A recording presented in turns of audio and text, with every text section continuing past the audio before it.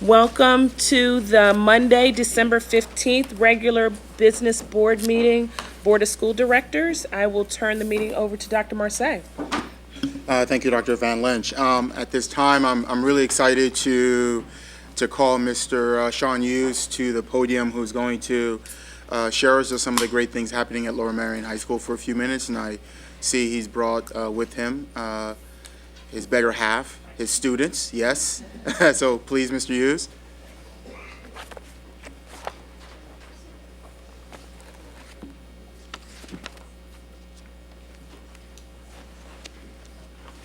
It's all right. Just click it and we should go right.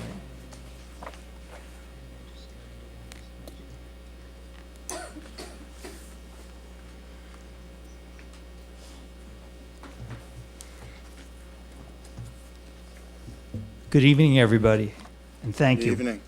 Thanks for allowing me this opportunity to share a few things about Lower Merion High School. Though, before I begin, projected on the monitors is a PowerPoint picture display of a variety of photos of students, programs, events, things that have happened thus far in the year at Lower Merion. So last June, I had the opportunity and the privilege of presenting to you, the school board and superintendent, so many of the accomplishments of Lower Merion's teachers and students, showing that we are one above the rest in promoting leadership through public education in the areas of academics, technology. I talked about community service, building character and promoting citizenship, keeping our traditions, and standing above the rest in athletics, activities, and school spirit. Though tonight, I would like to take this opportunity to again highlight our accomplishments, but I thought I would do it in a different format. So as you know, we as a district are about to embark on our new educational journey under a very dynamic strategic plan, one that allows us to redefine our definitions of student success, one that allows us to promote student self-directed learning beyond the prescribed requirements, one that honors our tradition, but allows us to maximize our community resources. So with that being said, tonight I'm proud to introduce to you 5 students from LM. These senior students in the next 5 months are to graduate Lower Merion High School, and I wanted you to hear from them. I wanted you to hear their experiences, and I wanted you to hear their stories. These students live by our motto, enter to learn and go forth to serve. And I've asked them to come here tonight and say a few words about what it means to be a graduate, or in their case, a soon-to-be graduate of Lower Merion High School. And I've always wanted this opportunity to do this and to give you the opportunity to hear for what it's like for our students. These are students who've not only experienced our rich academic programs, but they've been involved in Lower Merion High School and all that it has to offer. They've seen LM through their sports like soccer and volleyball, or clubs like the Marionite, the Best Buddies, Build On, Becton Scholars, National Honor Society, or through leadership seminars, student government, and so much, much more. I think their experiences speak to our new strategic plan while recognizing the great work of our faculty, staff, and of all the students each and every day at LM. So without further ado, I'd like to introduce you to Tori Clevin, Zay Smoller, Brett Rapkin-Citronbaum, Gabby Richardson, and Will Rosenbaum.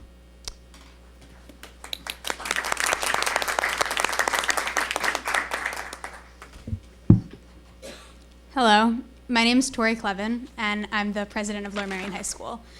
I wanted to speak to you today about an experience I got to have last year. Hopefully all of you had the chance to see the lip dub video that student government created. It was a lot of hard work, and I don't think that I would have had the opportunity to create that at any other school. And a story that I wanted to share with all of you, it's actually something that I spoke about at freshman orientation earlier this year. We had this specific plan where everyone involved in a club in sport would line the hallways, and you saw that in the video, all of the different clubs in sports dancing and going crazy. And all of the rest of the kids would go to the gym, and we thought the plan was flawless. So 5 minutes before we were to film, I ran down to the gym and realized that there were about 20 kids in the stands in the gym, and we didn't know what to do because we were supposed to have the finale in the gym, and and everyone, that was the big finale. And so everything worked out. We had all of the kids in the hallways sprint down to the gym, probably not the best safety thing, sorry, Mr. Hughes, but it ended up working out, and the video was a success. And so after, I was trying to think, why weren't there any kids in the gym? And I realized that it's because almost every single student at Lower Merion has taken advantage of the opportunities that we have other than just our academics. the Latin club, the soccer teams, the lacrosse teams, every single activity was represented in our hallways, and I was lost for words when I realized that almost every single student was involved in a club and sport. So I think that's definitely something that I will take away from Lower Merion, having graduated at the end of this year.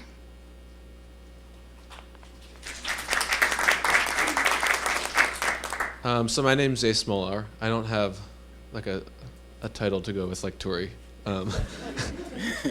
So I'm a senior. I'll go with that.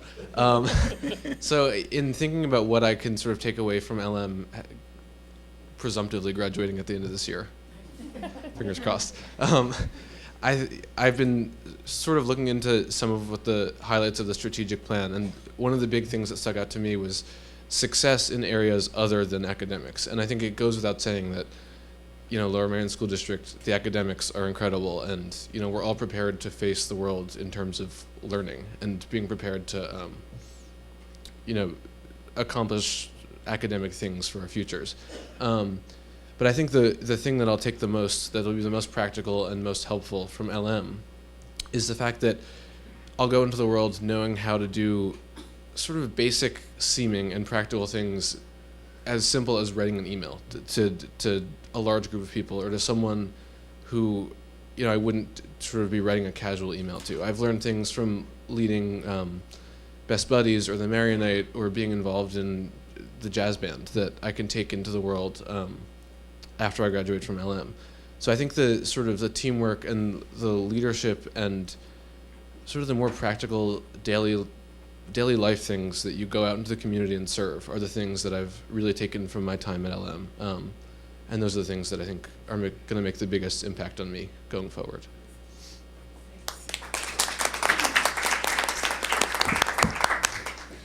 Hi, I'm Brett. I'm president of Build On, which, if you don't know, is a service club at LM. In 10th grade, I went to Haiti on Trek, and I'm going to Nicaragua in the spring this year. And the thing that I'm going to take away from LM is obviously the service I've learned through Build On and how important helping others is, but LM has this incredible way of including service in our learning. So when I got back from Haiti, I'd missed a week of school, and I don't know, a lot of other schools probably would just be like, you have to make up all the work and it's gonna be really stressful for you. But for me, my teachers helped me take what I'd done in Haiti and use it in class. The example I'm gonna use is Mrs. Mastriano, I'm sure you've all heard of her, had me present to the class what I'd learned from my trip and how it related to what we were reading, and it was just an amazing experience. And I've learned that you can take different aspects of the world and combine them so that what you want to get across will, no matter what environment you're in. So LM has really taught me that. Yeah.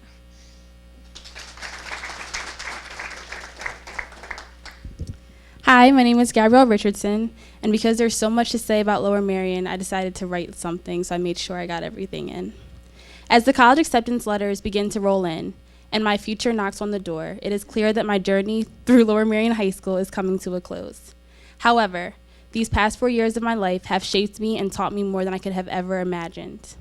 I spent a good portion of my Lower Merion career invested in the Becton Scholars Program, as well as in 3 varsity sports, numerous leadership conferences, and so much more, all of which have provided me a view many don't get the opportunity to see.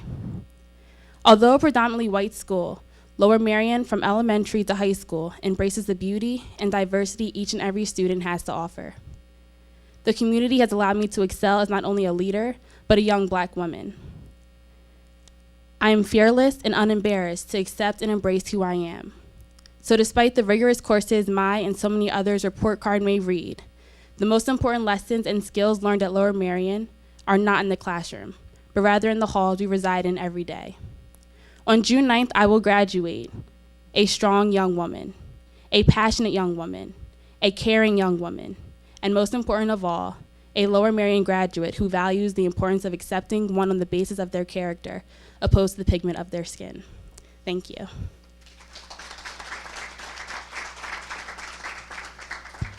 Hello. Hi. Thank you, Mr. Hughes. Hi, my name is Will. I am a 4-year varsity soccer member and also a 2-year starter and captain.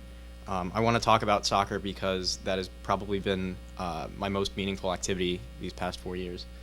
And I think it's been most meaningful to me because of the tradition of the program. Our program, which began in 1924, is one of the most prestigious programs in the state. Additionally, we have an extremely active alumni association, who take great interest in the program, the current players, and really took great interest in me the past 4 years. Some of the things they did for me, they called college coaches on my behalf. They even presented me with scholarship money, which was fantastic. I know my mom right over there was very happy. But the most important thing that I feel that the alumni have done for me was to welcome me into the Lower Merion soccer family. This past October, when my Lower Merion High School soccer playing career unfortunately came to a sad end. Sorry, I messed that up. Wow. The past October, my playing career unfortunately came to an end. That same night, however, I received many emails from various alumni, some of them who I had played with, some who I'd never even met before. But they all were congratulating me on my career, but they also congratulated me for officially becoming a member of the Alumni Association.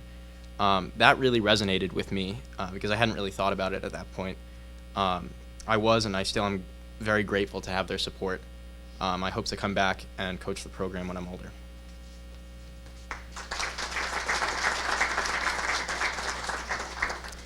So now that you've heard from each and every one of us, it is important on behalf of the entire Lower Merion student body that we thank you for all the opportunities you've afforded us.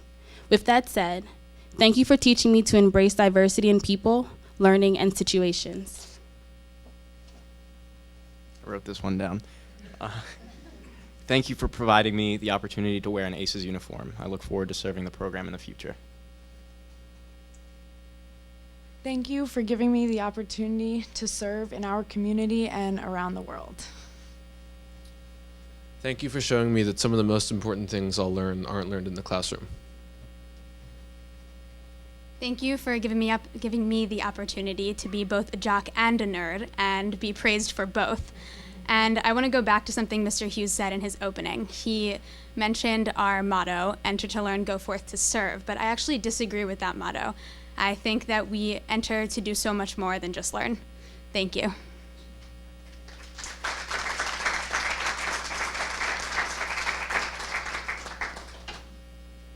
Thank you for the opportunity tonight.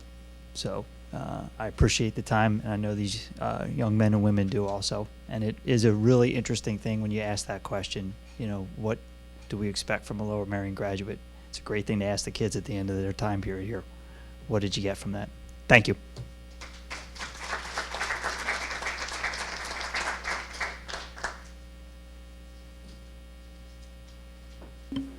On behalf of the Board of Directors and Administration, we want to thank you. You all make us so proud. So it's try not to get emotional when I see you all speak, but thank you for your presenting and providing us with your personal narrative of your connection to the district.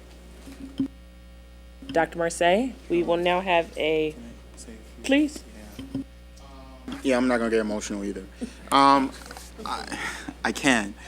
I can because it's extremely powerful to see, and I know your parents see it every day, but what great people you've become. And I think that's what makes me so proud to be part of this district. And what makes me proud of this new process that we went through with the strategic plan, because what we were desperately trying to do was to make sure we captured your voice. And so many of you participated in that process. And though you might not bear the fruits of the benefits of the plan, I think you set in motion a new way of thinking and a new way of doing.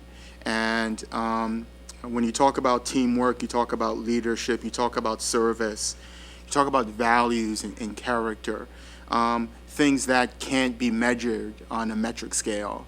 And we do appreciate everything that you've done. And with regards to the strategic plan and student voices, I encourage you to come back in a couple years, and maybe we might think about that motto, enter to learn, and think differently about that process. So we welcome your input, and please continue to come back. I know we have you, I'm not saying goodbye yet because we have you for several more months, but you're what makes this institution what it is. And your feedback continues to be a valuable part of that process. So thank you for everything that you do, and thank you for making Mr. Hughes look so good.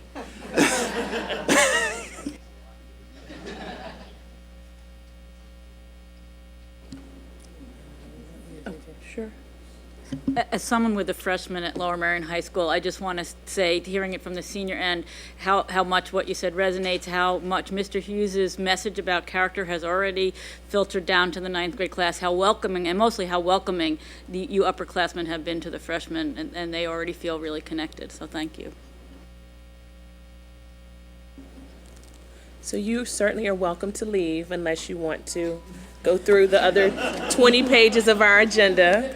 But thank you for being here. I will turn the meeting over to Dr. Marseille and team on enrollment, growth, and update. Thank you.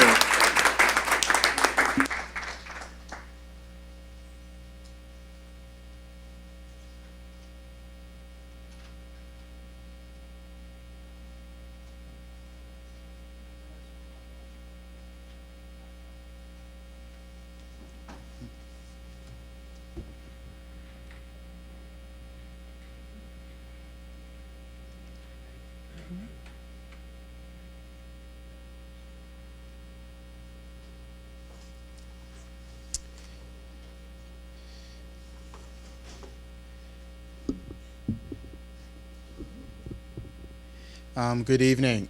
Welcome. Thank you for those who came out this evening and who continue to come out as we give another opportunity to hear from the public regarding the administration, the board's commitment in finding a solution for a growing student population that has resulted in the need to find a bus parking location that will require the removal of 24 buses from this site to make room for renovations and the DAO, and obviously our anticipated number of additional buses that will be needed as we move through the year.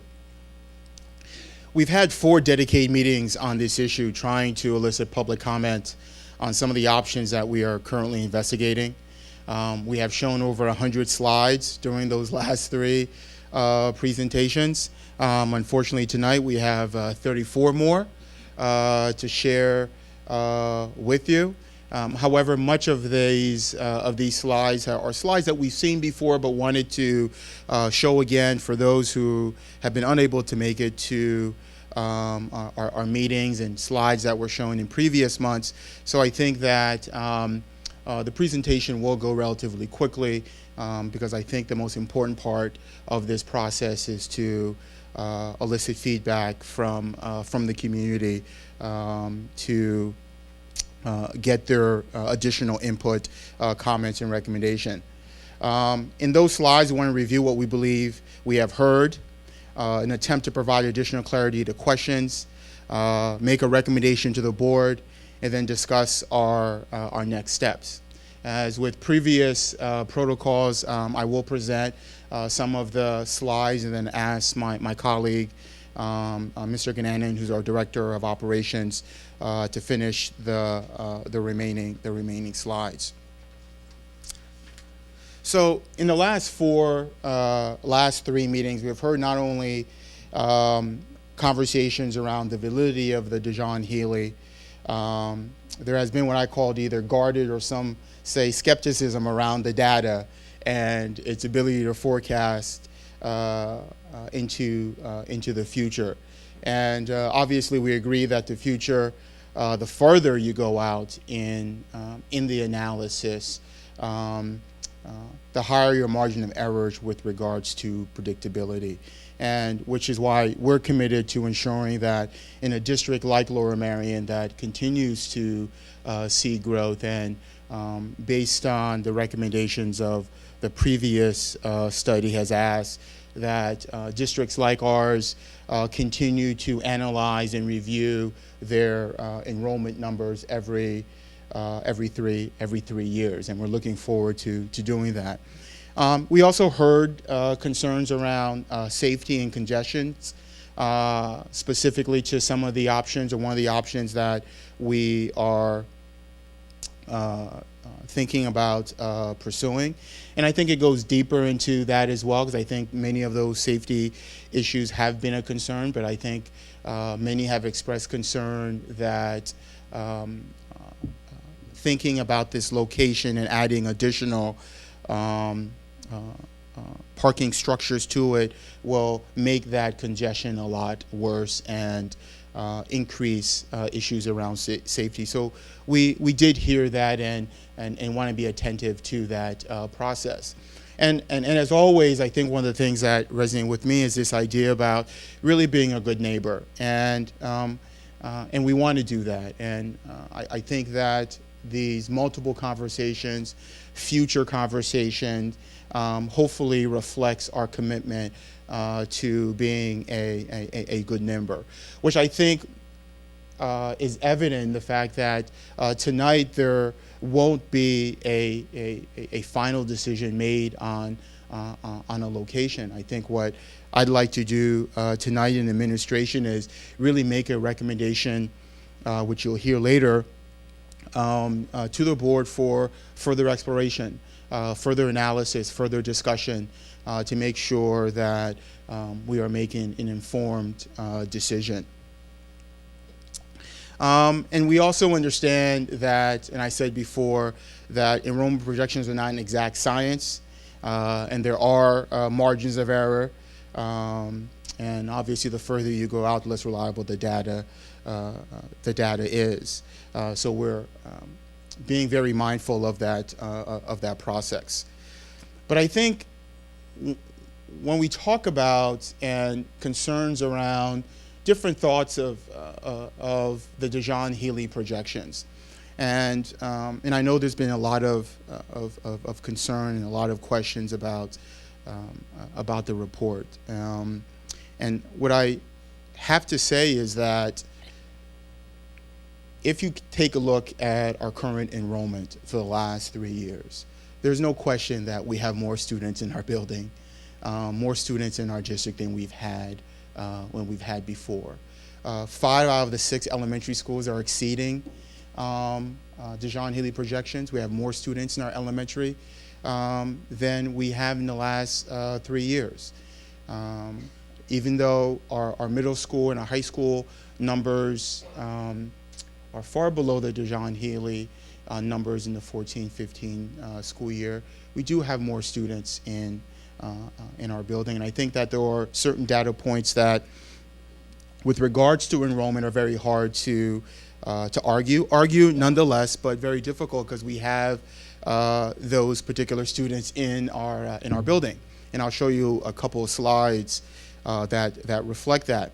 So many of you have seen this slide. It is a series of slides we've shown in several presentations throughout the last couple of months, and obviously we showed this early in September, one of our board meetings that looks at 10-day enrollment numbers, to take a look at what our actual numbers are versus the projected numbers. And again, to reiterate the fact that yes, our numbers continue to grow, and that overall we have 370 more students than we had in 2012, 2013.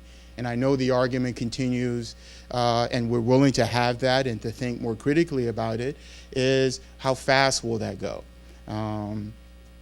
And if you look at these numbers and look at this projection, the numbers are even much higher in terms of our total elementary enrollment with regards to actual versus projected. We have 260 more students in the 14-15 school year than we did in 12-13. Now, we don't want this projection to keep going the direction that it's going. Not that we don't want to welcome our new family members to the community, but this idea about it going into infinity is problematic, and we're not suggesting that is the case. But I think it does require pause and reflection, and does require further analysis in terms of what that will look like. And that is part of the ongoing study that we want to make sure that we do our due diligence. This slide is, and I know it's extremely busy, and we showed this in September, but it really reiterates the previous slide around elementary enrollment. I have high school in my mind because Lower Merion was here. And it really speaks to what the actual numbers of students during 10-day enrollment and what the Dijon-Healy projections indicate. And as you can see in the green, that's highlighted in green, shows an increase in actual enrollment versus the Dijon-Healy numbers. So I know that there's lots of conversation, and wanted to provide additional clarity and say that yes, enrollment continues to grow, and we're willing to have that conversation about what will that look like 3 years from now, and we're looking to get information from that. But I wanted to show a byproduct of our enrollment growth, and here you have you're going to see 4 classrooms at Gladwin Elementary, all products of additional students that we are welcoming into the district and happy to have, and it is our 3rd grade class in these numbers. Penn Valley is the same in terms of some of the 5th graders that you're seeing here, 4 new classrooms that we've put into place to address the enrollment growth. And then we did want to agree and acknowledge that there were several speakers who talk about the middle school numbers, and that may not necessarily be going up the way in which we anticipated. And we do see a decrease in the Dijon-Healy projections, but continue to see an actual increase over time with our middle school numbers. Again, this is just another representation of the same data point. We see a decrease in actual enrollment at BC, and projections are below the Dijon-Healy, so we agree with that. At Welsh Valley, we did see an increase in actual enrollment from the previous year, but those numbers did fall below the Dijon-Healy projections. So even with that, I wanted to bring your attention to that with those decreases, we do have more students at the middle school than we had in 2012, 2013. High school numbers, in speaking to where we are with that process, and I want to say that these numbers, are very different from the previous numbers that we identified, because we're not really comparing apples to apples, we're comparing apples to oranges, because the Dijon-Healy represents numbers prior to introduction of choice with that particular process when we expanded choice in the 14-15 school year. But we do have more students in the 14-15 school year than we did in 12-13, even though they're below the Dijon-Healy projections. Again, this is another way of representing that slide in terms of where we're seeing a decrease in enrollment based on Dijon-Healy, but we see an increase from 13-14 to 14-15 in actual numbers. So we agree with previous individuals who spoke about the decrease in the projections at the middle and high school, and just wanted to point out that though that is the case, we do have more students than we've had before. And we do, and we did at our September meeting concur that the further you go out with projection, the least reliable it is, and we concede to that. And understanding that the industry standard falls within 5%. Year one talks about 1.5, 2, 3 years out is 2.9, and 5 years out is 4.8 with regards to what's cited in the Dijon Healy report and industry standards. So if you look at this slide, which we did show before, it does show some in year one, year two, year three, in terms of where we are as a district in terms of our variance in our threshold. One of the things that stood out for us, and you can see it in terms of the red, is the anomaly that exists at Penn Wen, and the numbers of students there far exceeded the Dijon Healy numbers. So I think it's paramount that as we think through this process, and we really appreciate the feedback from the public and the inquiry and the idea of making sure that we go back and review and engage in this conversation. I think we've done that, and we've heard from so many people around the data, around the projections, around where we're going, around thinking more thoroughly through this, and we've listened to that, and I think that we're headed in a good direction with the time that we're going to take to thoroughly review that process. With that, I want to introduce Paganana to the microphone. He's going to walk through some of the conversations we had around the renovations of the DO, what led up to that. I think it was really important too, because there were some conversations around what got us here and what were the choices that were made in previous years when we took a look at options between building at Harrington, building here, adding modulars there, and why we're at this particular point. So I'd like Pat to walk us through some of those, and I think he's going to talk a little bit about some of the previous slides around the cost of the options and our next steps. Pat. In the next few slides, I want to briefly review information that was presented to the board a year ago with respect to the facilities implications of the high school choice decision. This information was presented to the board for its use in making a decision about modifying the high school choice area. We looked at 3 scenarios. Each scenario had its own set of enrollment projections going forward, depending on whether it included instituting the high school choice, and if so, what percentage of students chose which high school. So those projections were then used to determine what changes might be needed at each one of the high schools in terms of classrooms and in terms of future parking requirements. Those were then developed with concepts. The concepts were estimated, and those were presented to the board. And so I'm going to go through and very briefly talk about each one of these.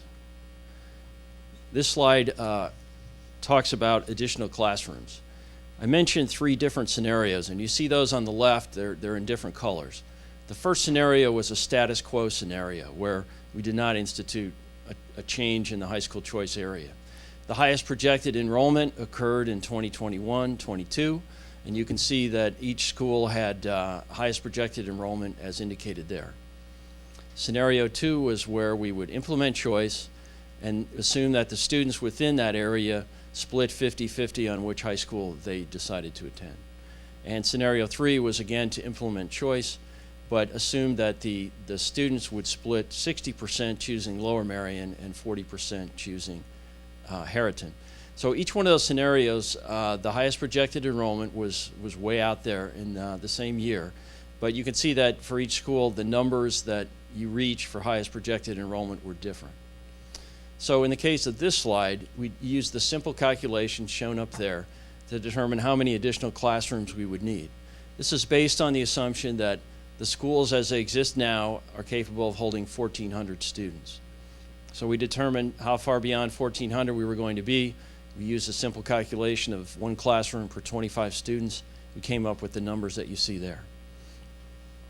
In the case of Lower Merion, all the additional classrooms would be provided by renovating rooms in this building, the district administration office.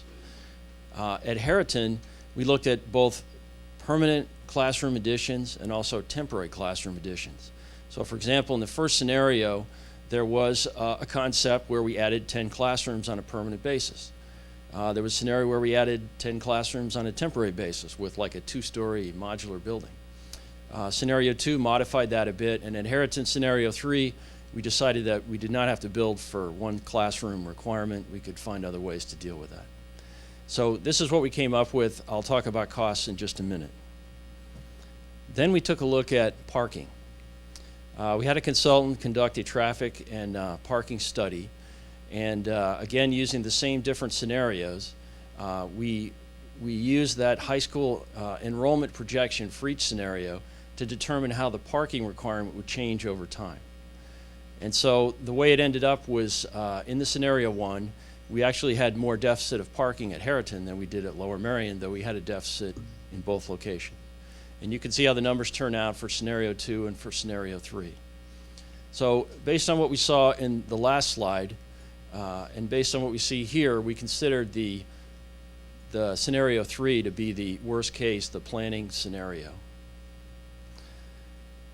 We also looked at options for how we would deal with this parking deficit.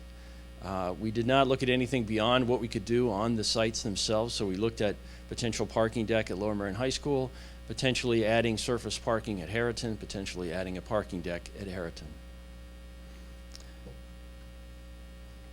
This slide then summarizes for classrooms and for parking the cost estimates that came out of that analysis. So for scenario 1 under classrooms, we have two things. We have the Harriton addition plus DAO renovation, or we have temporary classrooms at Harriton plus DAO renovation. Again, we looked at both temporary and permanent at Harriton. In scenario 2, we had the same thing. We just have different numbers of classrooms. And in scenario 3, as I mentioned, we had no additional construction at Harriton, but renovation of the rooms in the administration building, which would include 5 science labs. The options we looked at Harriton, where we added classrooms either on a permanent or temporary basis, did include adding science labs. So then we take a look at parking. In scenario 1, basically we looked at, hey, we're going to have to do a parking deck at each school. In scenario 2, we could probably get away with some additional surface parking at Harriton, but we're still looking at a parking deck. Now you'll notice that the alternative there is right after that small word or. It says or move buses. So in the scenario 1, it was moving buses off of each campus. Scenario 2, it was aimed at moving buses off the Lower Merion campus, and the same thing is true with scenario 3.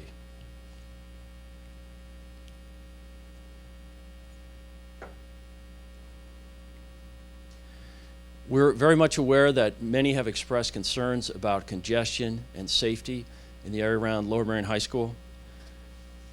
We also are concerned about that. As we stated before, in addition to better studying and understanding the effects of different scenarios or different options on congestion and on safety, we are planning to meet with the police later this week. We have received a copy of the traffic improvement study that has been done by the Wynwood Civic. We look forward to working collaboratively with the police and with the community to address those concerns. So this is just a review again of the options that we looked at, talked about last week that we're still looking at. Essentially, it's Madsen Ford Road deck plus something else in 5 out of 6 cases here. The last one is Riders Ferry Road. So what I'm going to do now is just review the cost estimates. We have put this into what we think is a more understandable format. The numbers are the same that you saw last week, and we spread them out over 2 slides. So the first option there is Madsen Ford Road deck plus bus parking at Harriton High School. And so you see a cost estimate range for Matson Ford Road, a range for additional parking at Harriton, and then you see a cost for temporary parking, and that is associated with the Matson Ford Road project. And so you see a total range there as well. So the next one is Matson Ford Road deck plus the deck at Lower Merion High School. Again, temporary parking required to go along with Matson Ford Road. The one at the bottom of the slide is Matson Ford Road plus the elimination or reduction of student parking at Lower Merion High School. And then the last three options are shown here. At the top, Matson Ford Road deck plus Woodbine Avenue. Again, the temporary parking is shown. The next one is Matson Ford Road deck plus relocating the administration out of this building to temporary lease space. And then the last option is Riders Ferry Road. There's no cost indicator there. That's the one we don't have very much information about right now. So the remaining options on the table, we have divided them into two groups. One where we think there's no further action required from the board at this time. That doesn't mean they're off the table. They're still on the table. And ones that we're going to ask you to authorize us to spend some additional money to investigate and get more information about. So the ones we think we don't need your authorization on are shown here. We are going forward with Matson Ford Road deck. You have already authorized the money for that. We are scheduled to be in front of the township review process in January for our tentative sketch plan. And as far as relocation of administration, we believe we can continue to look at that. We don't need to spend any money to do that.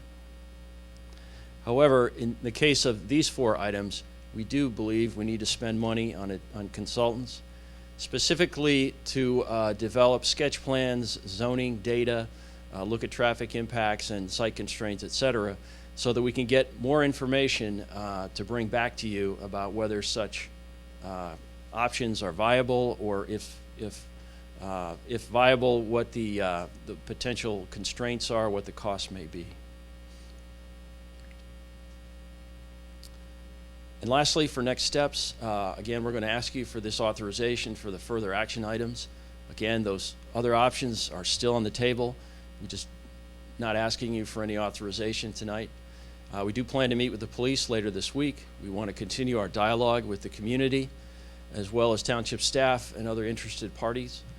We will continue to analyze the legal impact of the various options. We will continue to share information via the website and other means, and we anticipate coming back and giving you another update in February. I'd be happy to answer any questions. Thank you, Mr. Ganan and Dr. Marseille. I'd like to open up the floor for board questions at this time. So I'll just start on my left. Are there questions? Lori, please. Just brief comment, Dr. Marseille, maybe about how we'll continue to update the community moving forward after this meeting on the process. Yes, well, you will be part of that as the communication chair, and we have been in conversation with Mr. Young in terms of how do we post information on our website, and as things develop, we wanted to find a venue to make sure that we keep people posted. We did not or intend on waiting till February to present all the information. As things were developing and as appropriate, share with the board and get permission to share that information on an ongoing basis. Okay, thanks. And I'll just add, we look forward to keeping the public updated through our board newsletter, through the district website, as it moves forward. Thank you, Ms. Ackman. Any questions? Diane? Oh, I'm sorry, Marissa. I'll go in order. I didn't think I had any questions. I could have possibly new questions, having heard this so many times, but I did have just two. The first is that if we were to eliminate student parking at Lower Merion High School, would we, you presented it as we would still need the deck at Matson Ford Road, that eliminating student parking would not solve all of our parking needs? That's correct. Okay. It would solve the parking problem here, because it would provide the growth area we need on this campus, we could leave the buses here on this campus, but we would need Madison Ford to accommodate the future growth in the bus fleet we anticipate with enrollment increases. And then the second question is, if we, right now on the action items, there's no next steps, I just want to make sure there's no next steps that are required to learn more about that, or there just no next steps that cost money? Like, are there any other things on that? There are no front next where- steps that cost money. Okay, thank you. Thank you, Dr. Golden. Mr. Bonaventura? Yeah, thanks a lot. Can you flip to slide 24, please? I'm not sure.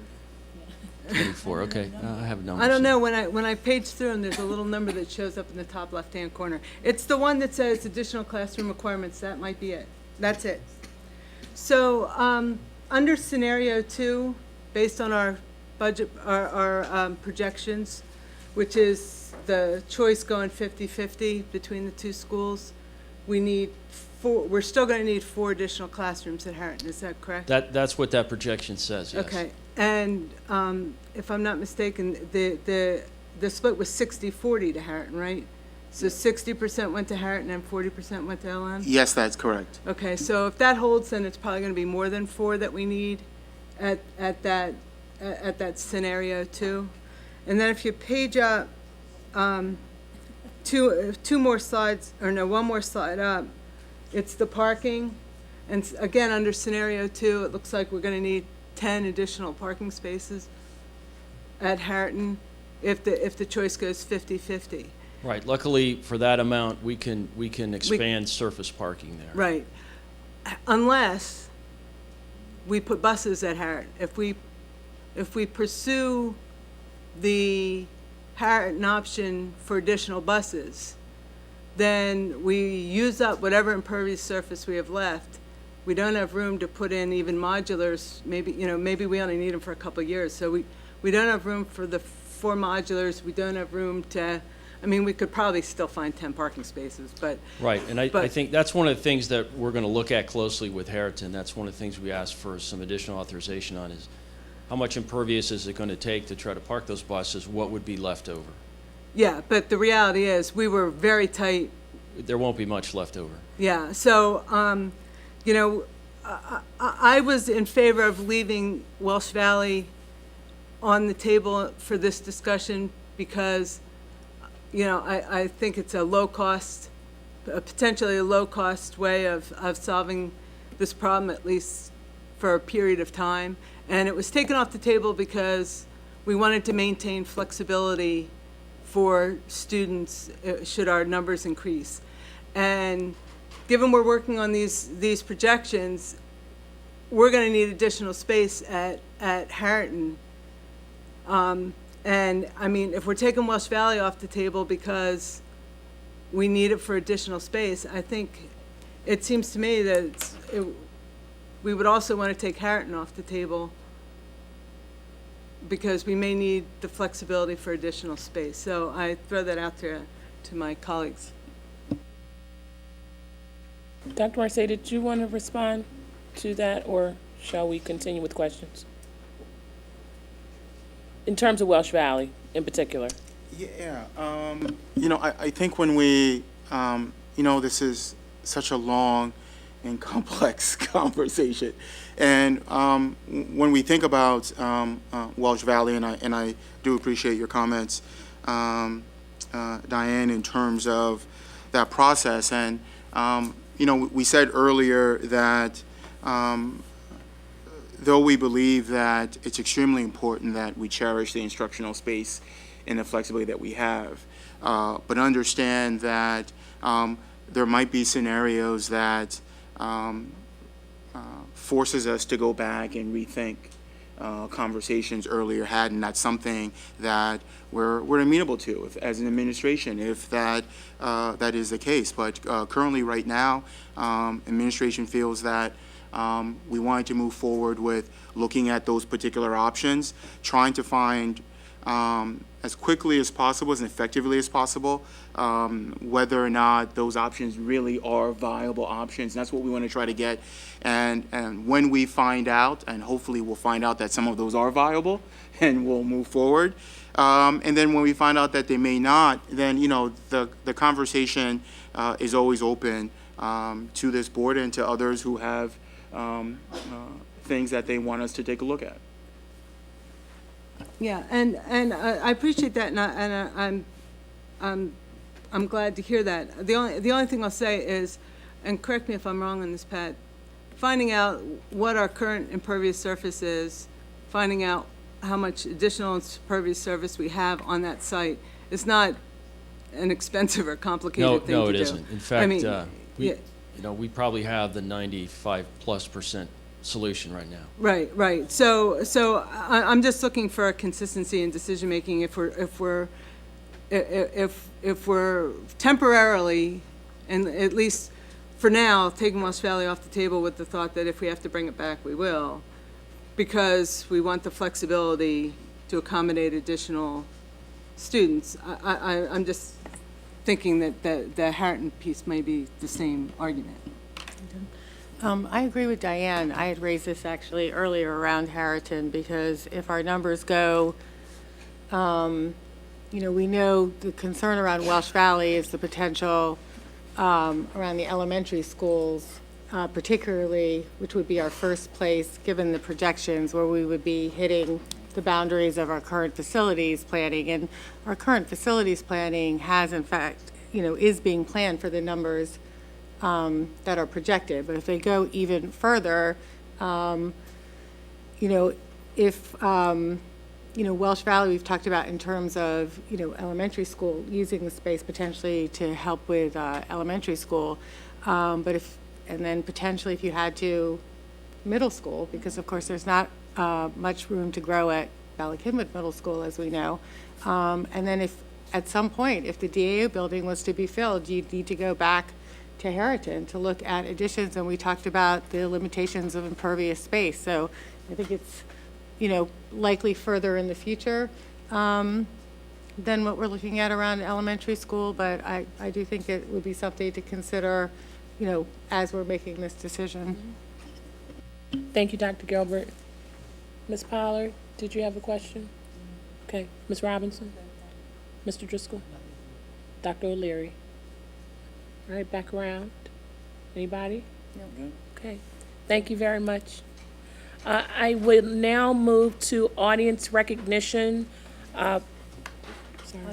Okay. Audience recognition on agenda items only at this time. So I'd ask, if you haven't already, please sign in with Ms. LaPera. There is a 3-minute time frame, and if you could just let us know generally where you live in the district. Before we move into agenda items, I want to say that tonight the administration is presenting an organizational plan and a candidate that represents the outcome of a very long and thoughtful process. The district administration did seek input from a variety of sources and district stakeholders, and we do greatly appreciate the valuable feedback that we received.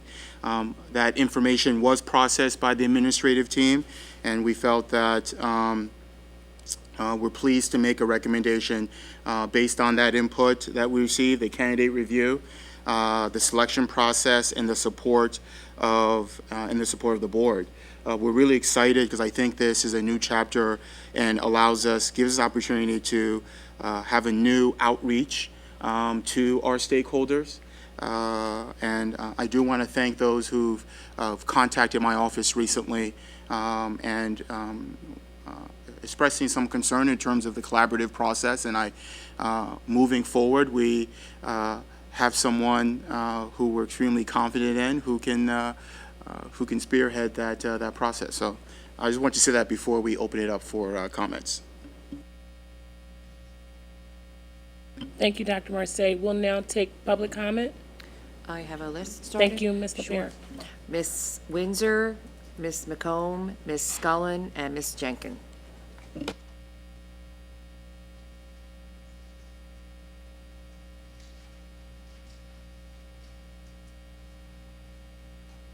Please. Good evening. My name is Hannah Windsor. I'm not affiliated with any group. I'm a mother. Lower Marion, your reputation precedes you. This is a very positive thing, and it is a testament to your hard work and diligence over the years. However, it may also be quite a challenge keeping up with this reputation and the expectations that come with it. My family and I moved to Pennsylvania, and we spent at least a month in a hotel room waiting to finish negotiations on a home within the Lower Marion School District to ensure that our son would have access to the services he requires. My son has both autism and apraxia. Both pose significant challenges. We contacted the school district 3 months prior to our move and detailed his specific educational needs and strengths. Excuse me, ma'am. I just want to make sure you realize your remarks are being taped and recorded and will be available for public broadcast, because you are revealing some amount of confidential information about your son. I did not know that. If you can, we can request editing the remarks you made today, but I did want you to be aware of that. Thank you. I'm Sure. aware of that now. So, to continue, we did our due diligence and we cross-checked the information, and we ultimately learned that Lower Marion was the best school district for him to thrive in. So, after many meetings and multiple evaluations, we had a few concerns, quite significant concerns, and we decided to hold him back for 1 year. Now, moving forward, I believe that Ms. Fraser, with her background and her energy, will be the person most capable to push and hold down the reset button on successfully meeting the needs of our most vulnerable, and yet, because of the huge battles they fight every day to overcome their challenges, our strongest students. Because of her personality, I also strongly believe that she will be able to repair the frayed relationship between the special education community and Lower Marion School District. Thank you. Thank you for your comment. Next speaker.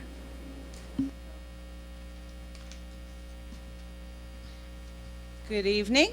My name is Francie McComb, and I'm from the Ultimate Good Neighbor, the neighborhood club of Ballackinwood, and I have a statement from us.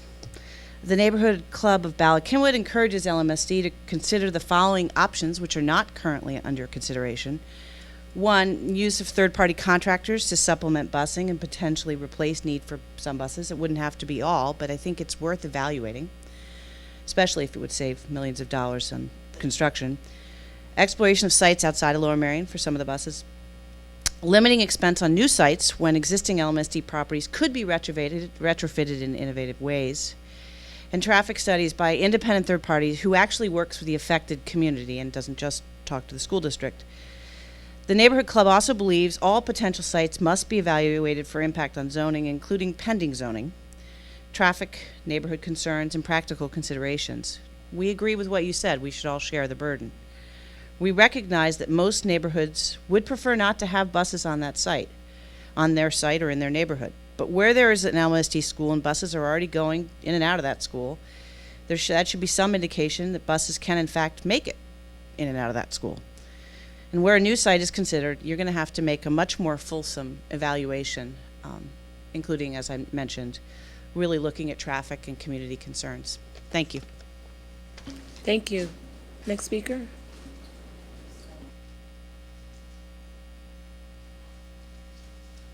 My name is Daphne Scullen. My family and I live in Haverford, Lower Marion. We have 1 child at Gladwin and 1 at Welsh Valley. And eventually my children will attend Harriton High School as required by the school district, despite the fact that we live closer to Lower Marion. On November 18, 2013, the school board passed the expanded choice zone. When you did this, You promised the choice would be negligible, a few $1,000s. 1 year later, you are talking about spending millions of dollars to buy property to house the school buses, and you're asking everyone in the district to help pay for your very expensive, exclusive privilege. You have a precedent in the school district to house school buses at a school. Welsh Valley is my child's school. I have a petition signed by 52 residents in the school district who are not in the expanded choice zone who would like you to include the following as one of the options to go to the consultant. We, the residents of Lower Merion School District, ask the school board to consider the least expensive options for housing the school buses. Specifically, please assess the possibility of keeping some of the buses at Welsh Valley Middle School. This is one of the least expensive options for the school district, and as Welsh Valley is in the middle of the school district, it is geographically desirable. Thank you. Thank you. Next speaker.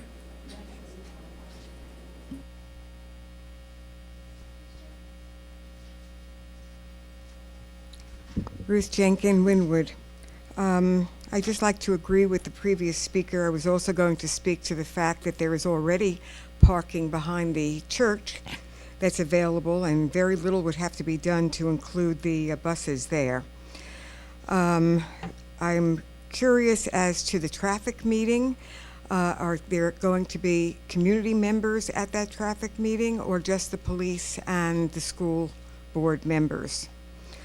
The other thing that I would like to mention is the lottery that students get when they can, for the parking here, that the students in the walk zone are put into the lottery, and that doesn't make any sense that they get a chance to drive when they live in the walk zone. I would like them to be removed from that activity.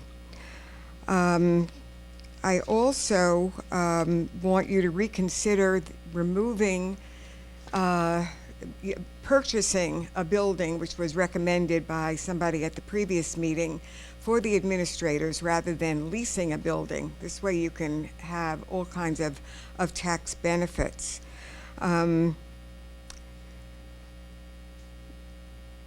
There was one other thing I wanted to mention. I wanted to comment on all of these smart kids. It's nice to see so many smart children. I know that for some of them, high school is the time of their lives. For me, it was like doing time. But not everybody has, even though in a wonderful school system, not everybody has this opportunity, this response. But a lot of these smart children have very smart parents. And I'd like you to utilize some of the skills that are available, the real estate skills, the actuarial skills. There are many, many very talented people in this community who could contribute to some of the decision making rather than just talking amongst yourselves. Thank you. Thank you very much. Is there another speaker? Thank you. Please, Dr. Marseille. Thank you. I did want to comment. I want to thank the speakers for their comments, and as always, thank you for additional feedback on other options that may be available.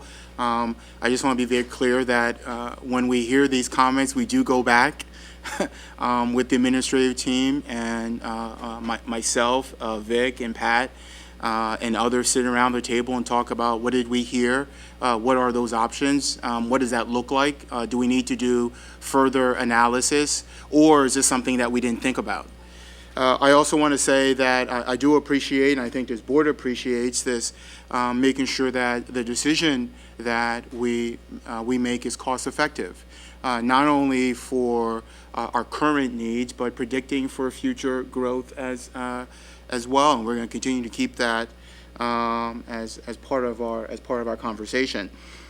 With regards to the traffic study, the traffic conversation, this is a preliminary meeting. It came out of what I continue to hear from meetings from the community. So this is a first phase of many conversations, with I hope that myself and the police department can engage in much larger conversation with the community, and we'll have different venues where we can do that. At least that was my intention, and we'll introduce that as possible next step. So we did intend to using this as a platform for future meetings. Thank you, Dr. Marseille. At this time, I'd like to approve the minutes of the following meetings of the Board of School Directors. November 17th, regular business board meeting. November 24th, special meeting of the board. December 1st, reorganization meeting. December 8th, special meeting of the board. Do I need to do them? Yeah, accept those. Okay. So may I have a motion to accept the minutes from those meetings? I so move. Thank you, Ms. Pollard. Second? Is there a second? Second. Thank you, Dr. Gilbert and Ms. Hackman. All in favor? Aye. Opposed? Okay, the motion carries. I need to do these too? Yeah, you could do them all together next time. Okay, I'll do them all together next time. I'm learning on the job here. So we're good here? Or do I need to go through these again? Okay, so now we will consider the minutes from the following committee meetings. The November 19th Communications Committee meeting, November 25th Legislative Committee meeting, December 2nd Curriculum Committee meeting, the December 4th Finance Committee meeting, December 5th Policy Committee meeting, the December 10th Communications meeting, December 11th Facilities and Purchase Committee meeting. Is there a motion to approve? So moved. Second? Second? All in favor? Aye. Opposed? All right, motion carries. I'm assuming Ms. LaPera is keeping up with our motions, and so thank you very much, Ms. LaPera. Okay. I will move to the superintendent's update. Dr. Marseille. Thank you, Dr. Van Lynch. I wanted to just a brief highlight and to acknowledge, since we heard from, just by coincidence, Lower Merion High School, but I have a brief highlight for Harrington High School students with regards to Future Business Leaders of America program that I'm very familiar with in my previous roles as a former business teacher and in other districts. So I want to congratulate Harrington's Future Business Leaders of America Club for attending outstanding efforts in their regional competition. We had a total of 16 students who placed among the top 3 and had 7 first-place finishers in a series of performance and online competitions the past 2 weeks, earning them the opportunity to participate in the state competition in April of 2015. So congratulations, and we look forward to hearing great things with regards to the state competition. With that, I wanted to move forward with the administration is authorizing to take any and all actions necessary to implement the following actions, including but not limited to retaining existing and new consultants, design and professional appraisers for a total amount not to exceed $75,000 without further authorization from the board. Are there questions from the board at this time? Okay. I'm sorry, this is under the update? Yes, the first item under the update. So is it all those options you're looking for authority to move forward with? Yes, I am. There is further analysis that needs to be done on each of those, and I'm asking the board to approve an amount not to exceed that dollar amount. Okay, well, then, is this the time to have a discussion about those? If there are questions, please, absolutely. Well, my first question has to do with... Excuse me, there should be a motion and a second before the discussion. Okay. Thank you, Mr. Roos. Is there a motion to approve? So moved. Oh. Second?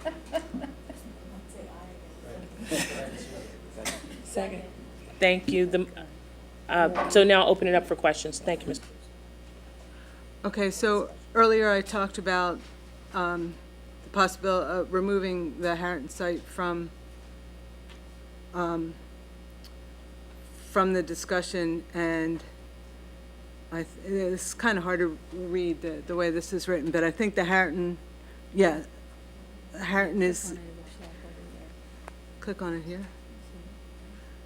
No, that's it, that's not it, that's the thing. Anyway, oh, that worked on yours. The Harrington, I'd like to remove the Harrington property from the discussion for the reasons that I stated in my earlier question. If we're removing sites because we're concerned about needing those sites for expansion and student use, Harrington seems like it fits under that description. Are you making a motion to amend then to? Well, I thought we were having discussion. I'd like to talk about it first because. Okay, I just want to make sure it's clear, that's all. As I said earlier, I agree with you in terms of the possibility of taking that off the table, but I think we're still in the very early stages at this point, and I think the idea is that we can authorize this, and then depending on what the administration sees moving forward, the most minimal, is that accurate? The most minimal, is that how we would say it? Actions to be taken is what the administration is looking to do. So although we may be taking that off the table in the future, I still think it's worth doing some of the more minimal analysis. Thank you. Thank you, Dr. Gilbert. Thank you, Ms. Ventura. You know, as I look through this list and we're thinking about the amount of monies that we're going to expend on each of these items, and knowing that within each of these particular items that specifically for Heritage you mentioned, though the cost to look into the possibility is very minimal, I do want to keep it on the list because I think there's some information that we can glean from that process. And I do agree that that we will work very hard to make sure that we get exactly what we need at the lowest cost. And I do think that, you know, without prioritizing this, that this might be an item that moving forward we find very quickly that it may not be a viable option. So administration, though we haven't put a dollar figure to each item, in our general conversation realized that there was not going to be a tremendous amount of money dedicated to getting the information that we need for Heritage. So so I do recommend that we keep it on the table, and we will spend the least amount of money as possible to get that information as quickly as possible to what might eventually be a removal off that list, along with maybe some others as well. And I appreciate that, and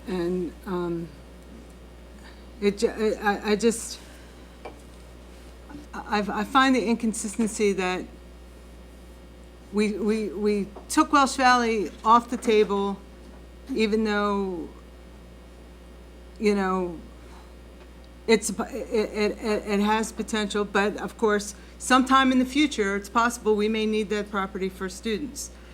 Well, we saw our demographic study that we're making all these decisions based on this demographic study, and we saw that we are definitely going to need property at Harrington if those numbers pan out. Now, of course, you know, and it just seems inconsistent to me. But I mean, if this is purely a decision about spending money, I guess then you know, obviously Pat can do a math problem and tell us whether we have enough impervious surface to use the property at all. But I'm just asking for a little consistency in the decision making. And it seems to me taking one off because we might need it for future students, and knowing and not taking another one off, it just doesn't seem consistent, but maybe that's just me. Well, Please go. no, I mean, I think that, again, I raised the issue earlier over whether Harriton was something we needed to consider for future use. I think the issue is at the elementary level right now is where our largest concerns are. And I don't think we should move far down the road without making some of these decisions more concrete. I just don't think at this time right now, exploring, like you say, the impervious surface is going to cost significant amounts of money, and that we should keep getting a sense of what we need to know. Then should we also be considering Welsh Valley not for buses, but for how that property could be used for expanded student use? We have studies of that. We had studies around a kindergarten center from when we were discussing whether we were going to add at Gladwin and Penn Valley. I mean, we have a lot of that information, although it wouldn't necessarily be the same exact information. I don't think this is a huge issue. Other people can weigh in, certainly. Dr. Golden? I just think it's always better to operate with additional information, and so I'm supportive moving forward as the administration currently recommends, just because it's better to make decisions with more data than less data. And it may be at the next juncture, after the administration reports back to this, that we're in a better position to take something else off the table and hopefully keep something on. I will continue to keep the board updated every week throughout this process, whether that is through a weekly update, whether through it's a committee. I'll make sure that as we begin to spend dollars, that the board is aware prior to that our next steps with these particular options, and we'll keep mindful about the recommendation around Harriton. And Dr. Merced, I know that Melissa and I were on the board. I can't remember who else was on the board when, Virginia probably was, when that, when we had the study done for the use of the Welsh Valley property. So, okay, all right, so, great. So, but Ben, Maureen, and Lori weren't. So perhaps you could recirculate that information just so we could all see it. Thank you, Mr. Bonaventura. And Dr. Marseille, you'll get that to us as soon as possible, I'm sure. Yes. Thank you. Yes.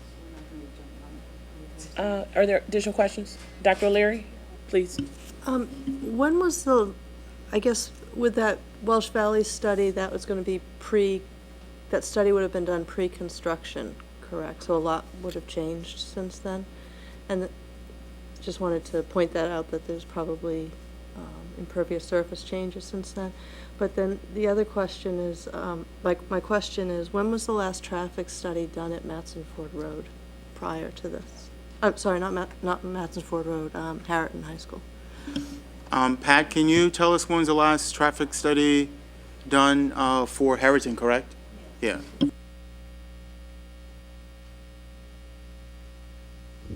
Traffic studies were done last fall for both high schools.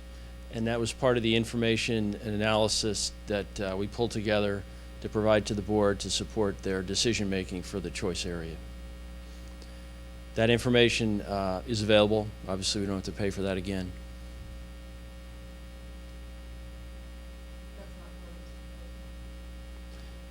No, I think we're asking for a more general authorization so that as we analyze the data we do have on Harriton, if there is a gap, then we can go ahead and engage somebody to get that piece of information. But as I said before, we have the 95+% solution on what we need for Harriton. Thank you. Are there additional questions? I just want to make a quick comment. I mean, Diane, I understand your point, but I would just argue that Welsh Valley is it's the nature of real property. It's different, its layout, it's different than it is at Harriton. So our options are different at Welsh Valley, and what we can build, where we can build it, what we can do, how we can use existing facilities at Welsh Valley or not. The construction plans at Harriton would almost require us to glom it onto the existing Harriton. So my question is, if you're building, and I realize you want to hold it for high school use, But I would argue that they are slightly different properties, and therefore we may need to look at them in a slightly different way and not do an overarching stretch of, at this time, if we want to save it for class-based, not use it at all. And also, I would argue, I mean, there are 20 or, forgive me, 15 sub-options or whatever. We're not giving you must do all 15. You could do Harridan study, or we may find out something else works or something doesn't work, and Harridan needs to be looked at again in the next month or so. That's what I understand this to be. That is a possibility as well. Ben, the only thing I'll say to your comment is, I agree with you. There's a lot more flexibility to the Welsh Valley site than there is to the Harridan site. So if we do, in fact, need additional classrooms at Harridan, we have very limited choice on what to do. And, a modulars or a small addition in a spot where there's a break in the building. And so both are going to require additional impervious surface, and we are very limited on what we can do there. So if in fact we do need to accommodate additional students there, our options are very small. And I agree, but I would expand it out one step. In my estimation, what I've seen, we're limited at all 13 existing properties. And while there's some flexibility here or there, at the reality of the situation, we may have we really only have any flexibility to do anything of any substance, really, at 4. And I would argue that, in general, that's a problem for us going forward in all sorts of areas. And that's a concern that I think we need to keep measuring going forward. So getting more information, I think, is the best option where we can. Thank you, Mr. Driscoll. Okay, so is there a motion to approve? We did it already. I'm sorry, we did the motion. All right, all in favor? Aye. Aye. Opposed? Motion carries. Thank you very much. Thank you. The superintendent recommends that the Board of School Directors approves the attached human resource action listed in Exhibit HR 1 through HR 3 per the attached exhibits.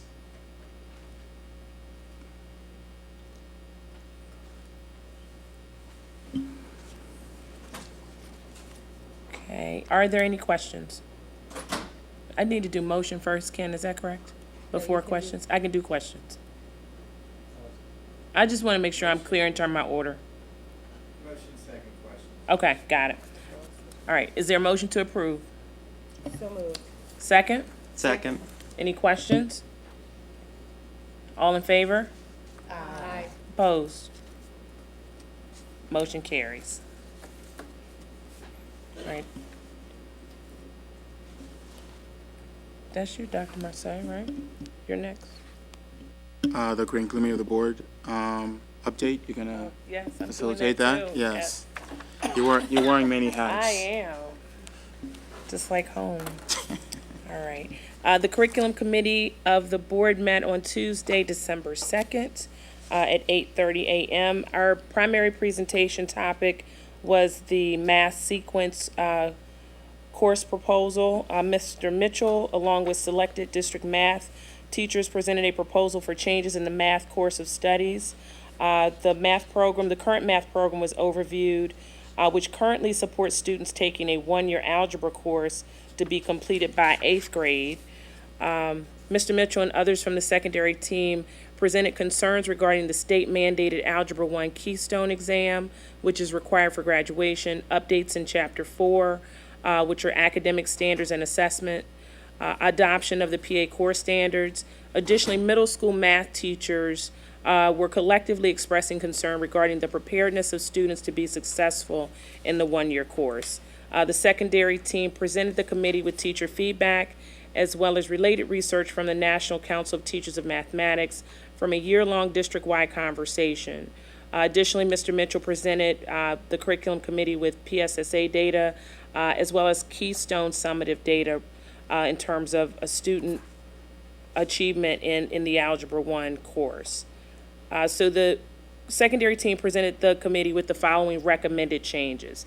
A 2-year Algebra 1 course to be reintroduced, to review the process of acceleration after fifth grade, incorporation of bridge programs to support acceleration, administer the Keystone exam during or after Algebra 2, and to provide multiple options for acceleration for students in geometry and Algebra 2 prior to their 11th grade year, build in flexibility in the course sequence options to provide students who need a 2-year Algebra 1 course, and finally to align the new sequence with the strategic plan. The committee had several questions related to process and implementation. These included broadly concerns regarding acceleration, student support, proposed bridge programs, and alignment with the strategic plan as well. The committee requested that the administration extend the discussion to the January meeting of the Curriculum Committee of the board.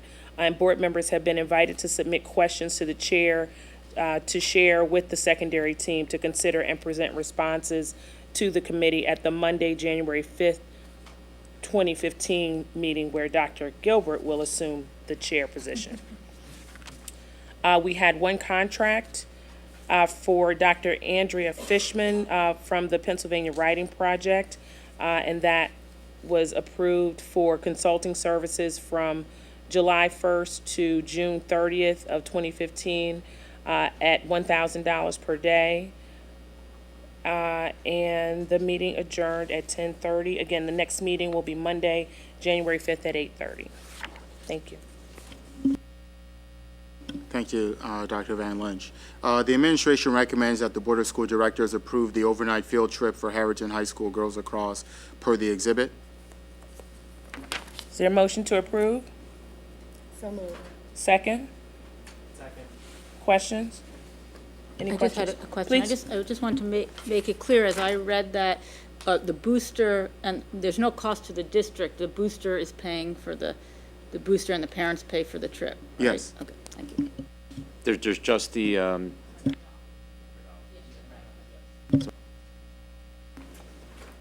All in favor? Aye. Opposed? Motion carries.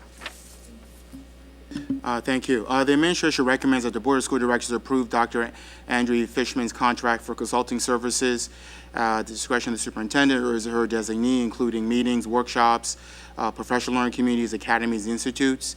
Terms of the contract is for the 14-15 school year.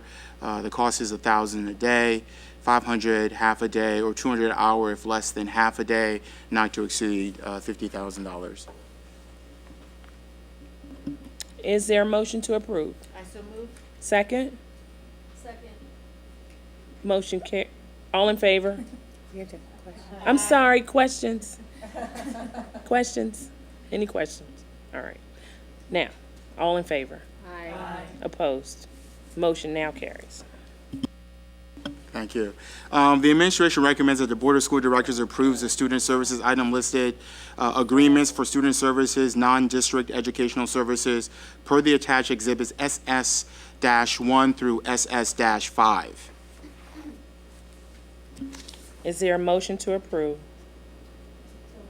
Second? Any questions? All in favor? Aye. Opposed? Motion carries. We will now have Mr. Orlando, correct? Which goes to Diane. Oh, to Diane first? Yes. Okay, report of the Finance Committee. Ms. Devonna Ventura, please. The Finance Committee met on December 4th at 8:30 in this room, and we reviewed the annual audit and the single audit, which is required because we receive over $500,000 from the federal government. Both audits came back clean with no findings, which is what you're hoping for. So I just want to say thank you to Vic and Mr. Orlando and his team, Chris Snowfier. I just totally spaced his name, and the folks in the business office for their careful stewardship of our tax dollars. Then we had a presentation from Glenn Willard from PFM, who's our financial advisor, and we talked about the extension of letter of credit and some future refunding opportunities that we may have with our Series A bonds from 2006 and a series of bonds from 2007. There's potential for some savings on the part of the district, and we're watching that carefully. We're going to meet again in January to talk about that a little bit more. We also talked a little bit about the potential for new money needs as we look to address the bus situation. And again, we're not prepared to make any recommendations at this time, but we're watching it and we're looking at different options for borrowing. Our next meeting will be scheduled sometime probably mid-January, and once that meeting is scheduled, I'll be sure to make sure that it's announced to everybody. Thank you, Mr. Bonaventuro. Now we will have report of the Facilities and Purchasing Committee. Ms. Robinson. Thank you, Dr. Van Lynch. We reviewed the list of bills for the month. Actually, first, the Facilities and Purchasing Committee meeting was held on December 11th, Thursday, and it was held in this room. We reviewed the list of bills for the month. We reviewed the purchasing report and also the purchase of technological equipment related to archiving of the district's emails. We reviewed an agreement for Dr. Andrea Fishman, which we just approved. And we reviewed a master services agreement with OneSource. This agreement covers indoor air quality as well as some other environmental issues. Each time they come out, they'll be issued an individual work order, and the rate charged will be based on this master service agreement. We reviewed additional professional services from Frank Tavani and Associates related to the traffic study for the Matson Ford Road parking deck. We reviewed change orders for Gladwin Elementary School, Penn Valley Elementary School, and Welsh Valley Middle School, and we received an update on the elementary school expansions and the middle school enrollment expansion projects. We did have a community member who came to the meeting on behalf of the Lower Merion Little League who was curious as to getting access to our fields, and we pointed him in the right direction. And next month, we'll be receiving an update on the costs and considerations relative to live streaming our board meetings. This issue also needs to go to policy as well as determining the cost. Our next committee meeting will be January 22nd, 2015, when Mr. Driscoll will be taking over as chairperson. Thank you. Okay, under the Business Office and Finance, we have 6 recommended action items. I'm going to take them in one motion, unless any board member wants me to separate any action, any item. Okay, with that said, we're going to approve the list of bills, approve the financial report for November 2014, also the acceptance of the Rayner and Company financial statements and single audit report for the year ending June 30th, 2014. Approve the extension amendments to the letter of credits for the 2009 A and B series, and also authorize the proper officers of the district, the solicitor's office, bond counsel, and financial advisor to take the required actions. Retain Michael Hanlon, Buchanan, Ingersoll, and Rooney, PC, in the Tryon Group for personnel matters, and declare surplus equipment as per the attachment for disposal. Is there a motion to approve? So moved. Second? Second. Any questions? All in favor? Aye. Opposed? Motion carries. Under Facilities and Operations, we have 6 recommended action items that were discussed at the Facilities Committee meeting. If there's any board member that wants me to separate any item, I will. Since I see none, I'll take all 6. Accept the bids for the 8 72-passenger CNG Type D school buses, 4 30-passenger CNG Type A school buses, and 2 Type C wheelchair accessible buses. Approve the master agreement for professional services with OneSource Safety and Health. Request an additional $4,670 for Frank Tavani and Associates to perform professional services. Approve the quotes for Barracuda Message Archiver and also Archive 360. Acknowledge receipt of the approval from PDE for Plan Con G for the Walsh Valley Middle School project, and approve the change orders for the Gladwin Elementary, Penn Valley Elementary, and the Walsh Valley Middle School projects as per the attachments. Is there a motion? Is there a motion to approve? So moved. Is there a second? Second. Any questions? Please. Mr. Orlando, on the purchasing report, there's, it looks like close to $1.5 million in buses that we're purchasing. Is that correct? Looks like Yes. $1,000,001, almost 300,000, and then 160. So roughly 1.5.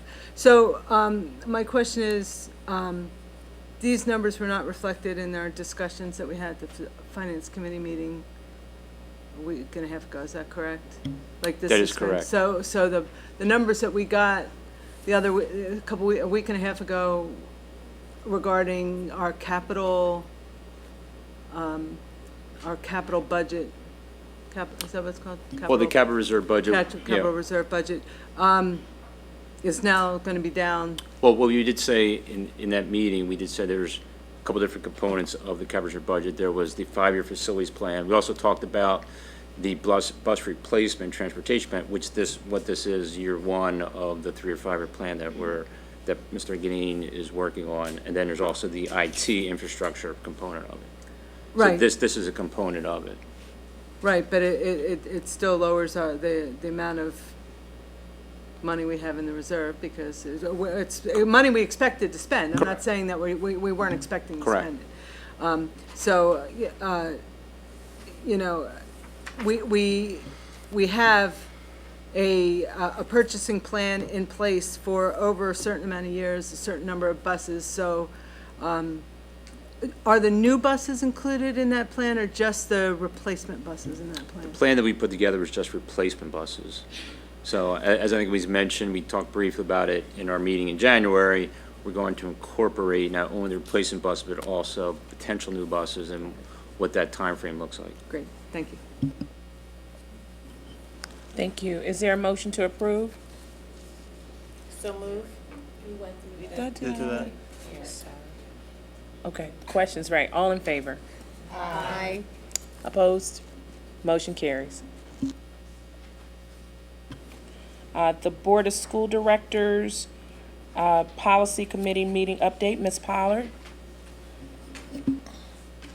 On December the 5th of this year, the Policy Committee met in this room, and for repeal was policy number 122. For first read was policy, I should say, number 122 is student-initiated activities. Policy for first read was policy number 123, student eligibility for participation in extracurricular activities. Policy number 124, extracurricular and co-curricular activities, was also for first read, and policy number 125, summer school. From time to time, administrative regulations undergo changes without the need for a change in policy. Such changes are Administrative Regulation Number 800, Records Management, Administrative Regulations Number 610-2, Purchasing Contract Approval Procedure. And that particular administrative regulation, because of time, it has been moved to our next meeting. For future discussion, also our policy number 460, tutoring for a fee, policy and administrative regulation number 713, access to school facilities, and policy number 130, guidelines concerning religion. For referral to joint policy and curricular meetings because of the nature of these policies and their connection to curricular issues are the following, which will come together at a joint meeting in the future. Policy number 118, independent study. Policy number 126, AIDS, a course of study.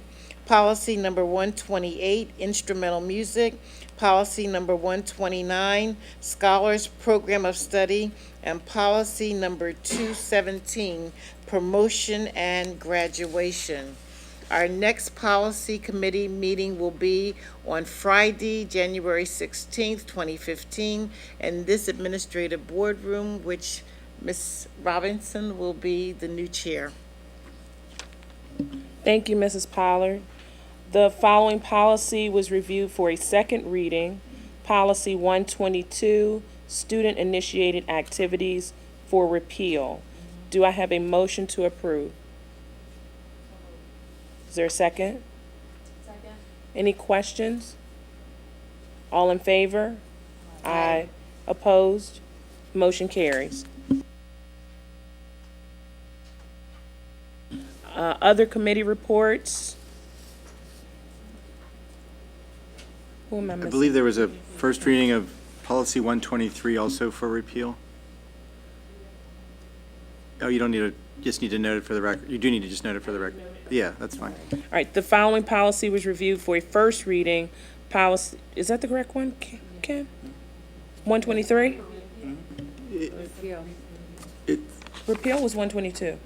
In 123 as well, 124 Oh, they went is- together. is going to be the new policy on extracurricular and co-curricular activities. Okay, so for the record, the following policy was reviewed for a first reading, policy 123, student eligibility for participation in extracurricular activities, also for repeal, which does not require a vote, correct? No vote. Other committee reports, legislative committee meeting, update, Dr. O'Leary? I'm sorry, you had something? I'm sorry, Lori.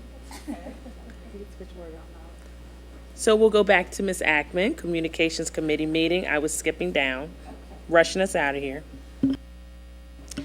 The Communications Committee met on December 10th. We talked about this is a busy season for events in the schools with a lot of concerts, and Doug is working to put some of those through video up on the website. There's some exciting upcoming events. Also, Marin Madness raised $3,800. Kudos to everyone involved in that. We also talked about the strategic plan next steps. There's a marketing-oriented document that is meant to really briefly and in a compelling way highlight the contents of the strategic plan for parents in the community. That's being worked on. That will come out early next year. There's also a lot of follow-up meetings in smaller groups, including recently with the ISC, with teachers, administrators in the community that are planned and will be ongoing through spring of next year. Also, I think Dr. Marseille will be highlighting the strategic plan in his mid-year letter to parents in the community. We talked a little bit about the board newsletter, which launched this fall, and a few tweaks to improve it, including as we can, upcoming meetings and agendas. We went over the superintendent search process. There's over 80 outreach sessions already planned. There are a number that happened this week, and general feedback that I heard was positive for the chance to weigh in. There will be a follow-up letter to the community describing next steps and the deadline for the online survey, which is soon, so I wanted to highlight that for the community. Okay, thank you, Suba. There's also some focused outreach happening with our township commissioners and staff and students that we noted as receiving very positive reaction. Finally, there was some discussion about the planning for the launch of an innovation advisory group. This committee will be coming up with a plan that will be recommended to the board soon on how to do that. And the idea is that group will help advise the district on implementation of the strategic plan, will be multidisciplinary, and engage the community in an organized fashion in an ongoing way. And more about that soon. And I think that's it. Thank you. Thank you, Ms. Ackman.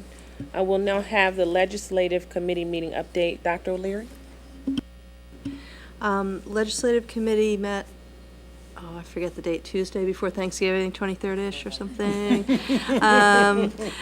We hosted, November 25th, we hosted a presentation about Pennsylvania's basic education funding formula by Lawrence Feinberg. He's a school board member in Haverford Township School District and just a really well-known local education policy leader. The basic education funding formula determines how education funding is distributed among schools across the state. So it's really critical that all schools have a suitable and stable funding source. We really are trying to keep the community up to date and involved on this matter. It's going to be, a lot is going to happen in the next 6 months. And if people could visit the Campaign for Fair Education Funding and join their distribution list, it's the website is fairfundingpa, all one word, .org. Our next meeting is Thursday, January 8th at 8:30 a.m. in this room, and we'll be talking, among other things, about our February meeting, which will have some of our state representatives visiting Lower Merion, and the community is welcome to attend that meeting. Thank you, Dr. O'Leary. We will now take audience recognition on non-agenda items. Again, public comments are open to district residents, and there is a 3-minute time limit. If you could please sign up with Ms. LaPere at this time.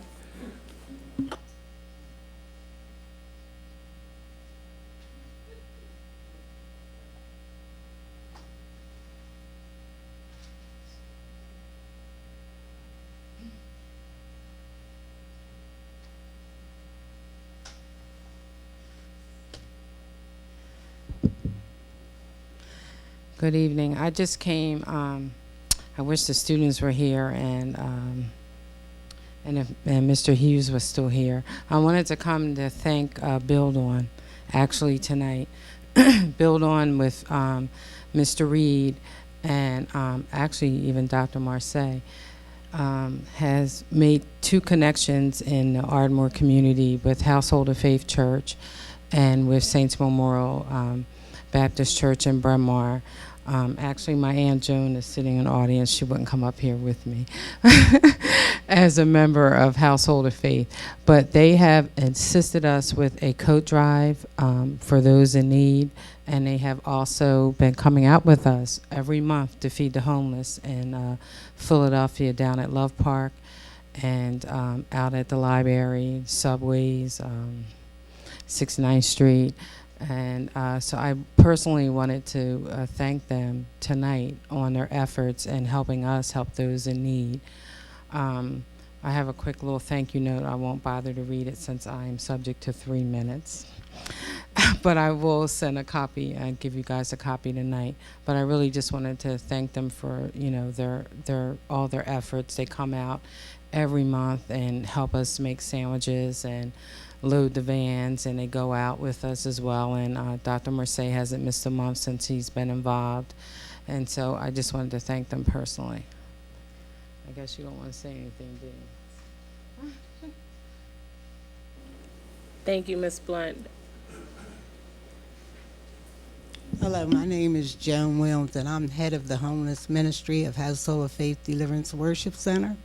And I also want to thank Dr. Marseille and Dr. Reed, not Dr. Reed, but Mr. Reed, on Build On for coming out and helping us with the homeless ministry.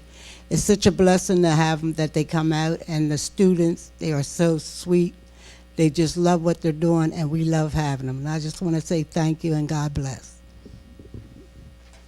I want to thank you and Crystal for allowing the district the opportunity to participate in such a service-oriented project. It was my first experience spending Thanksgiving feeding the homeless, and along with Build On representatives, I think our line made over 165 meals, and there was 5 stations in that.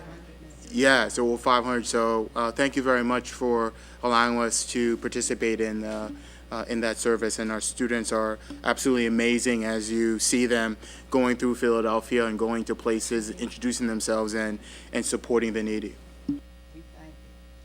Thank you for those acknowledgments, and I just echo the sentiments regarding the hard work of our students and build on, because they're everywhere in the district. I often wonder when they have time to study, because they are very service-oriented and very gracious with what they are giving. And our next time out is December the 27th.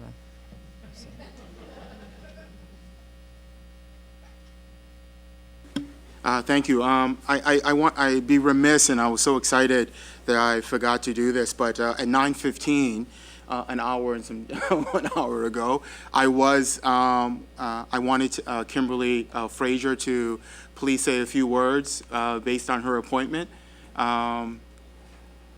Welcome.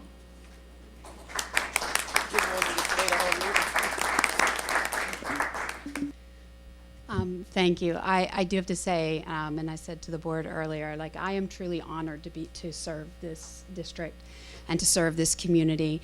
And while I've only been here 2 years so far, it has really been a meaningful time for me. And I am looking forward to all the great things that we can do together. And I appreciate the opportunity. Thank you, Ms. Frazier. On behalf of the board, we want to welcome you into your new role and look forward to the good work as you start to do more than what you've been doing before. I don't know if most folks know, Ms. Frazier's been doing this job for a while, but now we've formally recognized the work, and we look forward to you working with the stakeholders, Committee for Special Education in particular, and look forward to things to come. So thank you and welcome.